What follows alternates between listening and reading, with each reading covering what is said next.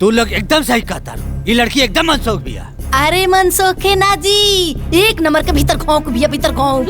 अरे हमनी के बेटियन के देख के ना धौंकत रहेले। उता अच्छा भइल के भगवान रोआ सबके सद्बुद्धि दे दलन कि जल्दी समझ में आ गई बात। सही कहता रो भौजी, बिल्कुल सही कहता रो। ओकरा के त हमनी के अपन भगनी समझल जात रहल गइल। अब भगनी समझ के सब माया मोह में रहल गइल हो। बतावा भैया, ओके तनको बला शर्म नाई में मर्दवा अपने बियाह के बात करे में हो। तनी सना और चढ़ाई कपारे पर। अब समझ गई नू। सही कहता रो। अरे ऐसा तो मन करता कि ओकरा के छोड़ दिया जाओ। अरे वो अलग के दुनिया में बा। हाँ, ये बात पूछी लोग। हाँ बुझ गई जा, बहुत अच्छी तरीके से बुझ गई जा। कितना निर्लज बिया, कितना दुष्ट बिया। कुल हमारे का लाड प्यार बेकार हो गई। ए भैया, एकर भावना सही नहीं खेलागत। जल्दी से जल्दी एकर विदाई करके भेजब जरूरी बा। विदाई के सपना मत देखी। कोनो भिख मंगा के हाथ धराई और एजा से भगाई। अब तू लो जौन कहता रू उहे होई। जौने मिली बियाह करके पीछा छोड़ाओ जाए। बिल्कुल सही कहता रू। अरे जौना लायक बिया ना एकर साथे वैसा करके पिंड छोड़ा ले एकदम से।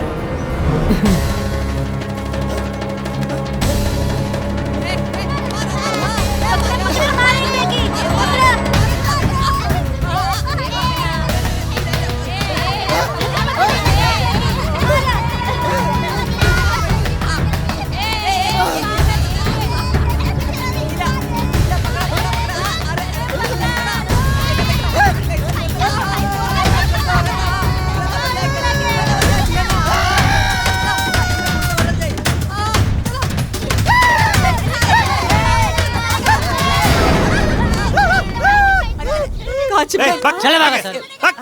निकल।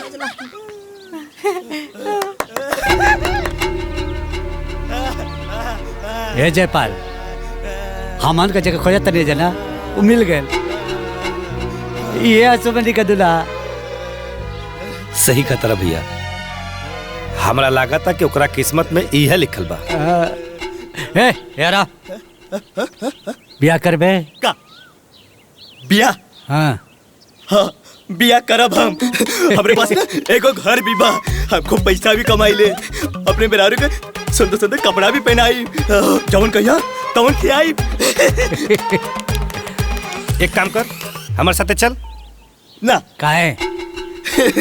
5 रुपया दे बात जाए। रुक रुक रुक रुक रुक, तो के हम 10 रुपया देता है।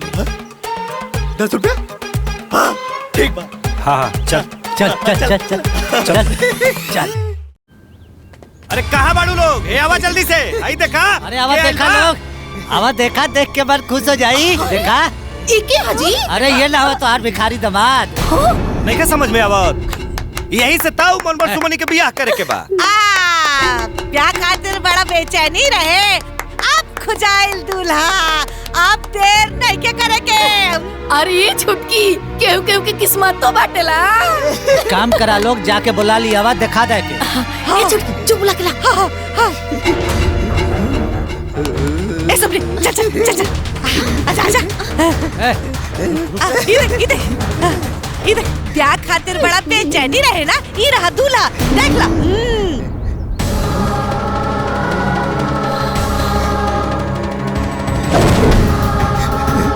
अरे बाप रे, अरे बाप रे बाप, गोर गोर मेहरारू।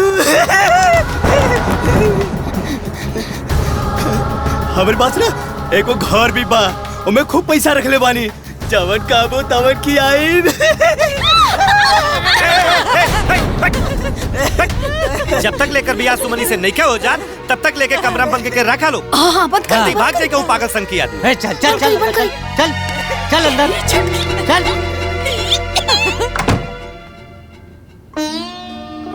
मामा, ये अनर्थ मत करी मामा। मामा ऐसा मत करी हमरा साथे। हम अपना ब्याह की बात बोल देनी, हमरा से बहुत बड़ गलती हो गई मामा। बाकी हमार ब्याह भिखारी से मत करी। मामा मामा, ए मामा, तू लोग जहिया ले हमार ब्याह न करबा, हम तहिया ले घर में चुपचाप रहब। हम केहू से कुछ ना बोलब। बाकी एगो भिखारी से हमार ब्याह मत करा। सुमन, हमनी के जौन भी फैसला कहले बानी जाना, अब वो होई। का सुमनी? हैं? हमनिए के बेटी के बराबरी करतारू। ई कब्बो ना हो सकेला। हाँ, भिखारिन ना कब्बो रानी ना बन सकेली, बुझाइल? आइल बड़ी मामी हो, ऐसा मत करा।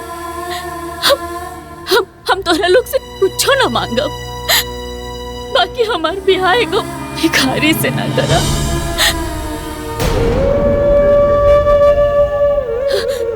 हम अपन गलती के प्रायश्चित खातिर कान पकड़ के माफी मांगतानी, कान पकड़ के माफी। तोरा लोग इनके सामने हाथ जोड़तानी। ए मामी, एगो भिखारी से ब्याह मत करा। माँ के बाद भगनी खातिर तो मामा ही होला ना। हे मामा, ऐसा नर्त मत करो मामा। हम ना कब्बो तो नहीं लोगन से कौनो शिकायत ना करो। सुना है ना, फाटल किस्मत सटाला ना, समझ लू। अन्ना बटले बटाला किस्मत, भगवाने राजा बना के भेजेला नी धरती पर लोग के। आ सुना, राजवा से तहार बियाह हो जाई तब भिखरिया से के करवइयो। अरे ओकर घर कैसे बसी? अरे भगवाने तहार जोड़ी भिखरिया के साथे बना के भेजले बड़े, समझ लू। तोहार रोवल हम माफी मांगल, अब सब बंद। चलने हमारी का हिस्सा लेवे। अब तोर किस्मत अगर एगो भिखारी के साथे लिख गई तो लिख गई।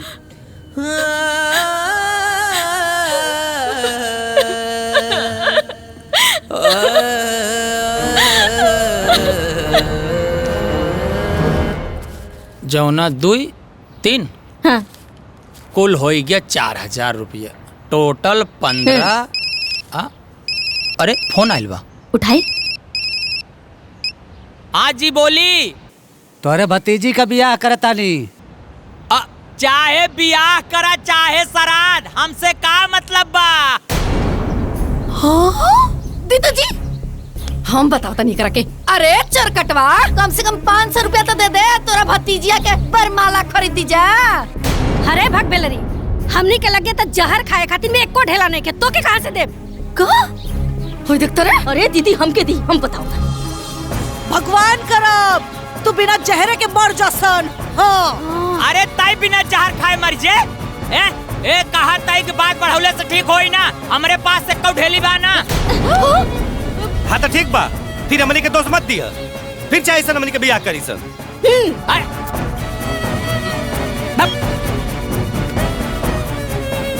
हाँ, तू बैठ के केवल नोट पाई जब गिने न पाबू।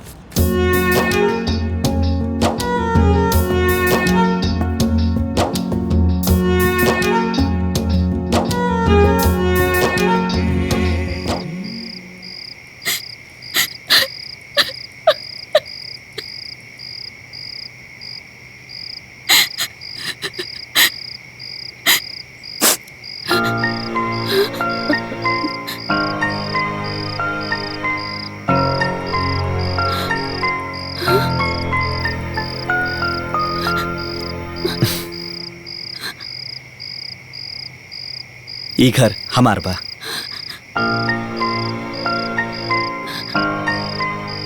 और अब से ई घर तोहार बा।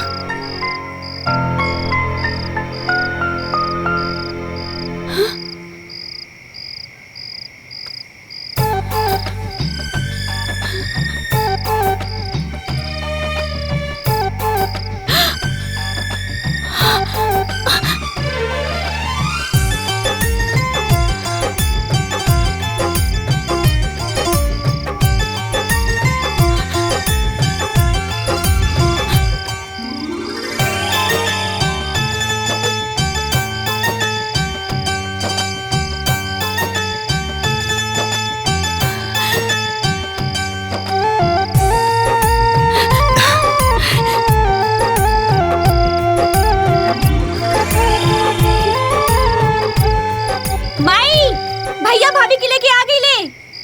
कहाँ बाड़ू लोग? माई, अरे बड़की भाभी जल्दी नीचे चला लोगन।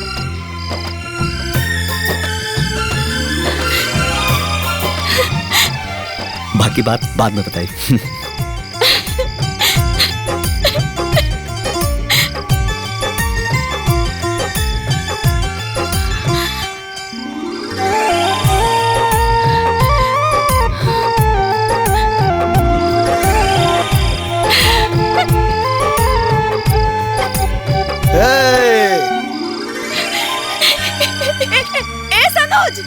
हाँ माई बाजा रेडी बा। अरे हमार बेटा लक्ष्मी लेके आइल बा। ए बाजा वाला लो, बाजा वाला।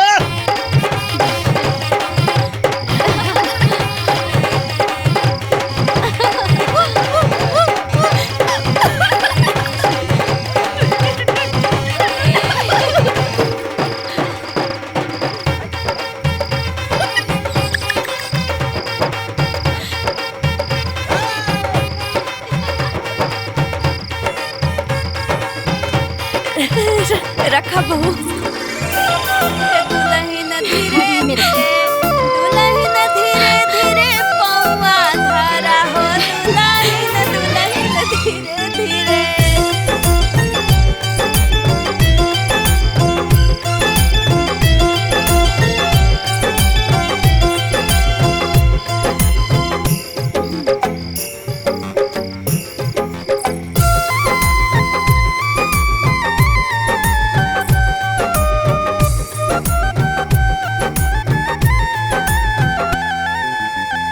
खुश बाड़ू ना? जीवन में इतना दुख देख ले बानी कि ये सुख एक सपना नियन लगा था। अब तू अपने सपना से बाहर आ जा। आज से तारा जीवन के सारा दुख के अंत हो गई। ए जी, ये चमत्कार भइल कैसे? तारा बहन के ना पसंद कैला के बाद एक दिन हम तारा मामा लोग से मिलल रहनी। बाबू हमली के काहे बोलूला है? देखी मामा जी, अब भगनी भी तो बेटी के बराबर होनी। अब राउर भगनी से हम ब्याह करल चाहता नहीं तो रउआ सबके का दिक्कत बा? हमरा और हमरा परिवार के बहुत पसंद आड़ी।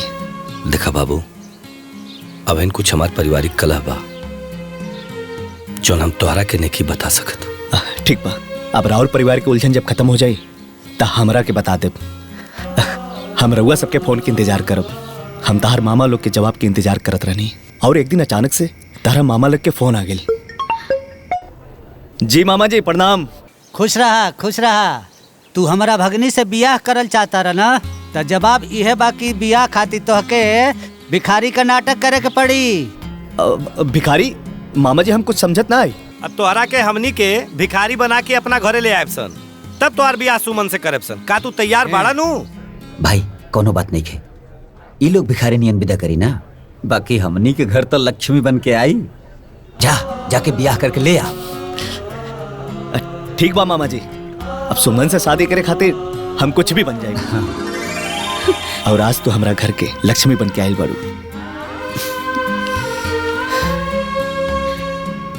हम तारा से वादा करता नहीं कि तू सुख के खातिर जितना तरसल बाड़ू तारा पे उतना सुख बरसी।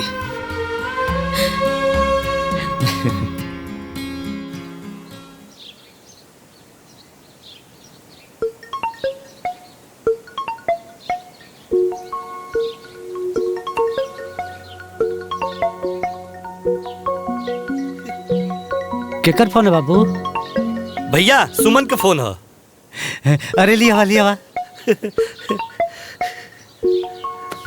स्पीकर ऑन करा। मामा प्रणाम। खुश रह।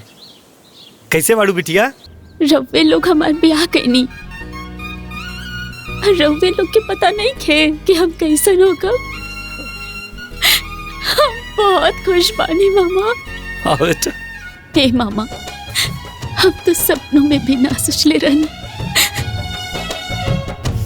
कि हमरो दुख के दिन कब हो जाए। बाकी रउआ लोग तो हमारे जीवन में सुख के उबार बना देनी। हाँ बेटा। एगो अभागा बेटी के सौभाग्य लौटा देनी। जीवन में जितना दुख के घाव रहल ना मामा, सब भर गए। हाँ बेटा। जितना स्नेह की कमी भइल रहे सब पूरा हो गई मामा। आज ये बात तो सच साबित हो गई ना, माँ तो एक होली, बाकी मामा दूगो माँ होली। जाना तानी मामा जी, आज हम इतना खुश बानी, भगवान से ही मनावतानी कि हे भगवान, हमरो मामा लोग के हमरो उम्र लग जाए। ना ना बेटा, ना ना ना बेटा, हमनी के उम्र तोरा के लग जा बेटा। ना बेटा, ऐसा ना बोले के तोरे साथ कुछ हो जात हमार के मुँह कैसे जा। ए बेटा, ए सुमन, हम जानता नहीं रखी तोरा साथे ना तोर दोनों मामी लोग बड़ा अन्याय कैले वालों बिटिया। बाकी करियो के माफ कर देना बेटी, माफ कर देना बेटिया। माफ कर दे। मामा लोग हमरा जीवन में इतना खुशी देके अब काहे रोवता नहीं, चुप हो जा लोग। मामा रहुआ लोग हमारा ब्याह करे खातिर बहुत नाटक करनी ना। पगली नाटक ना करती जा तो तोर मामी बिया करे देती सका। अब जौन भाई तौन भाई। ए बेटी आपन हाल चाल देत रही है। ठीक बा मामा, गोड़ लगता नहीं। खुश रह बेटा।